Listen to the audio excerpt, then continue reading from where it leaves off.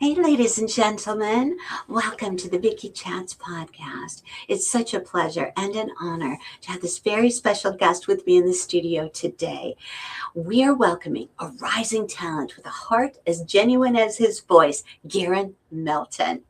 Garen's originally from the small town of Cameron, Wisconsin, and he recently made the move to Waterloo, bringing with him not only the guitar, but an infectious love for coffee, music, people, and meaningful connection. At just 21 years of age, Garen's already balancing a full life working as a manager at Kahan Coffee in Waterloo, while steadily carving out his own path in the local music scene. Influenced by artists like Tyler Childers, Noah Kahan, and Chris Stapleton, and deeply inspired by his family, especially his siblings, who helped shape his sound. Garin blends soul, storytelling, and sincerity every time he steps up to the mic. Whether he's performing at open mic nights at Bootleggers, this Friday he will be actually at Starbucks. You're going to want to catch him there. Or perhaps he's playing gigs at the Screaming Eagle, or anywhere else he might frequent. Garin brings an energy that reminds you why live music matters. It's real, it's raw, and it's rooted in connection. We're so excited to have Garin here joining us today, telling us about his journey, his inspirations, and the road ahead. Garin, welcome to the show. Thank you for having me. Yes, I'm happy to be here. My pleasure. So, Garin, let's start with something simple. How are you feeling today being here on the show? I'm stoked. I've been looking forward to this for a month now, probably. Yes. I actually got the date in my head mixed up, and I thought it was sooner than it was, and I got excited and then got sad. Oh, bless your heart. That's so cute. I love it. All right, so tell me, what's your earliest childhood memory?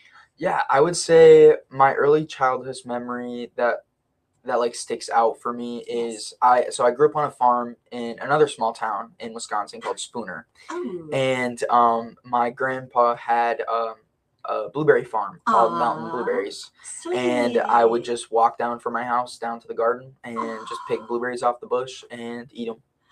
Very cool. So did he sell these? Yeah.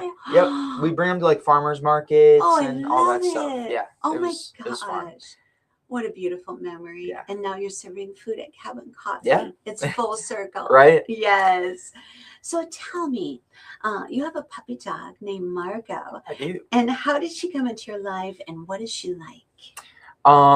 So I got Margot right after I found out that I was going to be moving down to Waterloo. Ooh. So I took the job and I realized I need a companion because I've never lived without a dog in my household. And so and it was so random. We were just, me and my friend were driving on the main street in our town, and there was this guy sitting out in a parking lot with puppies and a sign. And I saw her, and I'm like, I want her. And she's been the best dog ever. I love it. She's a Terrier Dojo Argentino mix. So she's a little musclier. Cute. Yeah. Oh, and she's your bestie. She is. Oh, yes. I love it. I have 3 kitty cats. I could not live without my pets. Yeah. I would be so bored. Right. And it would just be me in my apartment. Yeah, exactly. Nothing to give your warmth to. Right. Okay, so everyone's got a few. What's your biggest pet peeve, Garin? Well, so working in not necessarily food service, but customer service, when you ask somebody, oh, how are you doing today? And either they don't respond or like just not ask how you're doing back. They're just like, good. That I would say is my biggest pet peeve. Not that I won't live. Like I'll survive. Don't worry. But yeah, it's just like connection. Yeah, connection. So important. Right. Exactly. Yes, I agree wholeheartedly. Okay, so what's one thing still sitting on your bucket list? That you're determined to check off. Yeah. Well, I've never traveled outside of the United States. I've traveled over Canada to Alaska, but that's about it. But I really want to go to Greece. I just love the culture, the architecture, everything. And like Greek mythology has just always intrigued me as a kid too. So it's just like an extra little, I'd nerd out, Right, nerd out. Yeah. I love it. Oh, you got to make that happen. Yeah, Manifest absolutely. it. Yes, Absolutely. it's happening. In the works. Oh, yes, absolutely. So tell me, if you weren't pursuing music or managing Cabin Coffee, what do you think you'd be doing instead? Well, if I wasn't managing Cabin Coffee, I was gonna take this other job with working with my older brother at this Okay. company that he's worked for forever. Okay. It's doing hydrovac excavation. Oh, Not that I necessarily think I would love it, but yeah. I'd be working with my brother, Yeah, and doesn't get any better than yeah, that. and without music, I don't know what I would do. Right. Music has just been such an integral backbone, like part of my life Yes. since I can remember. So that's a little hard, but Profound. yeah. Yes, yes. So you mentioned your siblings, obviously, this great love there, that they've been such a huge influence in your music. Can you tell us a little bit more about what that looks like in your creative process? Yeah, so I mean, when we get together, it's just like one big jam session. Ooh, Yeah, fun. so like every holiday, every family get together, like the guitars are brought out and Oh, everybody sits around in a yes. circle, So, and it's just Yes. us siblings. So, I mean, Oh, how beautiful. yeah, but my older brother has definitely been like the biggest inspiration to me Oh, just because we're so similar in our styles of music, yes. and he does a lot of he's very very country, and I'm a little more folk Yeah, and kind of I'm still my beautiful. own thing, but Yes. um yeah, I definitely would say I draw inspiration from him for sure. Oh, wow, that's so exciting. And mom and dad enjoy you playing. I'm They sure do, they love yes. it. Yeah, they actually had my uh it was my boss's friend at my first open mic night that I did at Bootleggers. Okay. Um, she she FaceTimed my mom Oh, are you and set up the serious? phone while I I was love it. playing. I Yeah, love so I it. could hear them talking Oh on my gosh, FaceTime. that's amazing. Yeah, I love it. And you mentioned both Bootleggers and Screaming Eagle, and we just want to give a huge shout out to Jeremy Jones, absolutely. Yeah, amazing entrepreneur. Jeremy, thank you for everything you're doing. It's just so exciting to just be in your realm, your aura, because you are so creative yourself and so inspired to serve the community. And I love absolutely. that. I love that about him. Okay, so who are your top three musical inspirations, and what is it about their music that speaks to you the most? Yeah, I would say my number one for sure is probably going to be Kahan.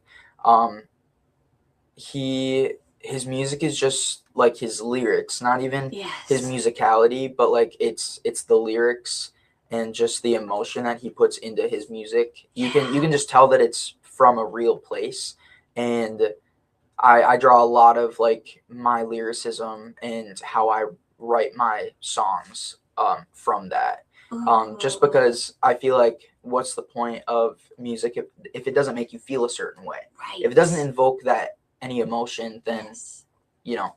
Yeah. But What's the point? exactly. But yeah, so have to say him for sure. And Nice. then I would say Tyler Childers just style wise. Yeah. I love how he plays and his musicality. But then I would Yes. say number three, it'd be like Chris Stapleton or the Red Clay Yes. Strays. They're Oh, they're both pretty awesome. I I take love them a lot of all. inspo from them. Oh, that's so exciting. So, could you please describe your sound for someone who's never heard you perform before? Yeah, so I mean that's a little hard just because everybody's different, but Right. like I would say I'm definitely like country, mainly Yes. with a twist of folk. Oh, yay. Because what I do is I mainly do covers of music, and Hmm. so I listen to a wide variety Yeah. of genres, and so I'll take the Nice. music that I listen to and just sing it in my style and make it my Ooh. own. I don't like sing the song to try to make it sound exactly like the original, but I Right. also don't change it up to like disrespect the song. Of You know what I mean? Yeah. course. Yes. So, when did you first realize that music was something you wanted to take seriously, not just as a hobby, but as a passion, a calling? Um, I definitely would have to say probably early high school. Um, Ooh. I was on my church's worship team for all of high school, and then Yes. a part of middle school, but I wasn't like up on stage. But Okay, anyway, yeah. I was told by my pastors, my worship leaders, my family, like you have a gift, you have an Yes. anointing for worship, Yes. and like you just have to share that with people. Oh, And it's beautiful. yeah, and so again with the connection thing, it's like if it's not making you feel a certain way, then Yeah. Yeah. What's the point? Exactly. Exactly. Okay, so what's your favorite song to perform live? And what makes it special for you? I might be a little biased, but I would say my favorite song to perform live is my original, my only actually like fully finished original. It's called Yesterday. Yeah. But just because it comes from such a hard season that I was going through, I wrote it, and so um, I just relate to it a lot, obviously, because I wrote it. But it's it's just it was a hard season of my life, and when I sing it back, it's like I look where I am now, and Yes. yeah, it's cool.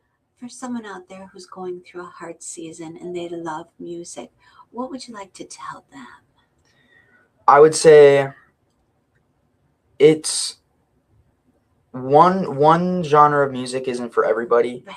and so you like any style of music can help you as long as you find the right artists, the right people that are putting out that music that will make you feel better, because I do believe that what we listen to and what we take in affects our, whether it's our subconscious or just our brain in general. Like I do feel like that it affects you internally. So like the better stuff you take in, whether that's through your ears or eating, anything, like I just feel like it's good to be conscious, I guess.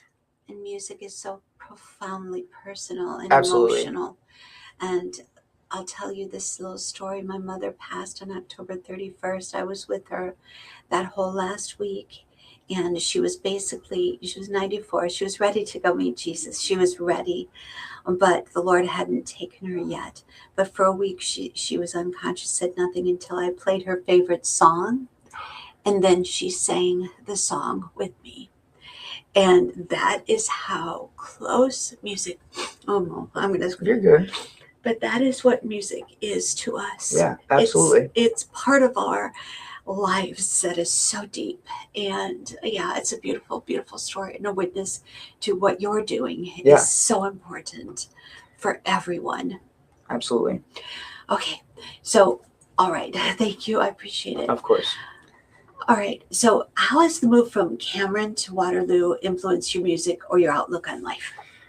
Well, I mean, the move alone has been like just a blessing in general. Like the just the opportunity popping up when it did, like I was about to take a different job and do something else, and so like the fact that I was offered this position and then was able to find a place like within a week and a half. Really? Yeah, like my search for, I looked for houses for a little bit, and then I looked for, it was like maybe the second apartment that I looked at, and I am living in it right now. Perfect. Yeah. So it's just been like God's timing, just like him placing everything in my path when I need it. I love that. Yeah. And so I would say that that's definitely helped in the move in general has helped in the sense of getting just like my foot in the door music wise. I mean, back home I did a couple gigs here and there with like my brother and whatnot, but this is the first time that it's ever been like I got my own stuff going for me. So yeah, whether it's Bootleggers or my gig at Starbucks. Yes, Starbucks, Friday night. Yeah. Starbucks I just love in singing. Waterloo, right? Yes. Yes. Yep. Yes. And you love singing. Yeah. It's just I like the first gig that I had was at Ari's. And and it was so fun.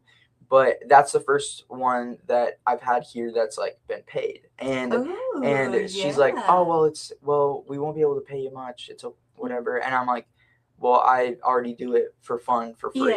Yeah. Because I just enjoy it so much. Yes, like I don't do it for the money. I mean, if I'm able to one day turn it into a career Yes. and be able to live Of off that, like that'd course. be incredible Yeah. and such a godsend. But It's like happening. all in Yeah. his time. Yeah, in his time. Yeah. There you go. I love it. But it is happening. Yeah, Okay. absolutely. Just keep that in mind. So tell me, what would your sound be described as for someone who's never heard you perform? I would say country with like that folk twist. Mm-hmm. Because like I said before, like I take like all the genres that I listen to, and when I do Yes. covers of the songs, I make it sound like my own. So Exactly. yeah, I'd say that's it's hard to pinpoint exactly, but Right. definitely broadly speaking, it'd be like country folk. Sweet. And I love that. And you must love Bob Dylan. Oh yeah, he's so good. He's so good. Yes, yes. I love him too. And I saw him twice this summer and once in 2013. Wow, I I'm saw jealous. him on his, I know, right, on his Outlaw tour, the 19th of, was it July? No, Okay. August, 19th of August. And then the 20th of August, we went and saw him at Farm Aid in Minneapolis. That's awesome. So the next day, back to back, that man's amazing. So tell me, you've played at open mic nights and local gigs. Do you have a favorite performance memory or moment that really stuck with you? Well, I mentioned a little bit earlier, but that first open mic night that I did at Bootleggers, Yes. when they FaceTime my parents to listen in, that's probably my favorite moment. That's beautiful. As slightly annoyed as I was because I could hear them speaking, I was like, I love them. That's awesome. That's amazing. Yeah. So between managing Cabin Coffee in Waterloo and playing music, how do you balance those two worlds, and do they ever overlap in unexpected ways? The vast majority of Cabin Coffee and my music have been overlapping because I started doing open mic nights at Bootleggers because of a regular at Cabin Coffee. Oh, yeah. Really? Yeah. And yay. So yeah, shout out Steve. I was gonna say, shout him out. Yes, I love him. Yeah, him and the round table. You guys are wonderful. Awesome. Yeah. But it's like him. And then that got me in with like Jeremy. I was able to talk with him and get that connection. Jeremy Jones. Yeah, and we love him. He's amazing. He's awesome. But then my boss's wife, actually, Lindsay. I love Grant and Lindsay Rothweiler. Shout out to them too. They're literally like another set of parents. I was going to say, what would we do without them? Bringing you here. Absolutely.